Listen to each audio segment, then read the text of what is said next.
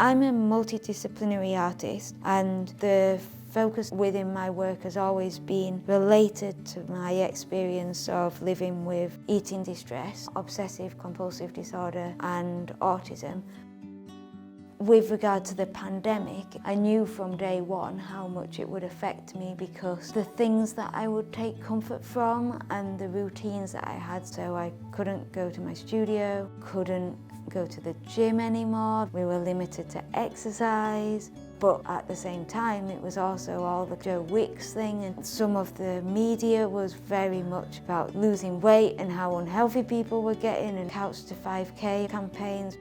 This overemphasis on exercise, that we all should be doing X amount, and as someone who struggles with eating distress, I felt like I needed to be doing more. And then certain foods, when they ran out, if you're used to that brand of food, it became a massive stress. We were able to do an hour's worth of exercise and we were able to go out shopping one time. So I would class them as two different things, and then I would go to the furthest away supermarket shop. The eating distress warps your brain and you'll find ways of getting around certain rules and things.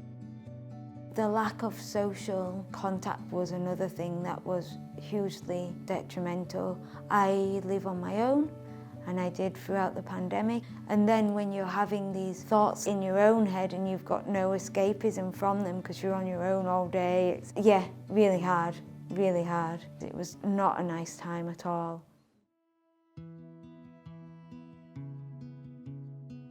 The Lockdown Diaries came about because I significantly remember the announcement on the radio when Boris said what would be involved. I immediately thought, this is going to cause havoc with my life.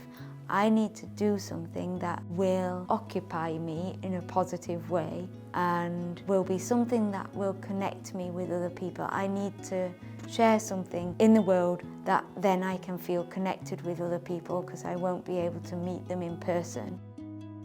Every day I would do an A5 black and white drawing with some writing that would have certain headings, so like activities, what I'd done during the day.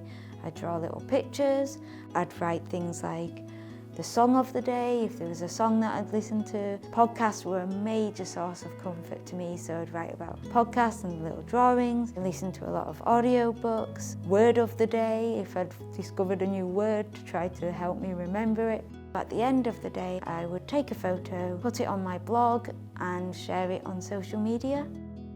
It got quite a large following, and at the beginning I didn't really write too much about my eating distress, but as the pandemic went on I became more and more aware that this could serve me as a support group, and so I began to get more and more personal. I wanted for people to understand more about the impact that it was having on eating distress. People really responded well to that as well because it gave them an understanding of the everyday things. When lockdown ended, I kind of had this big reflection. I was like, do I stop now? And so many people were like, you can't stop. Like, we don't want you to stop because we're learning so much.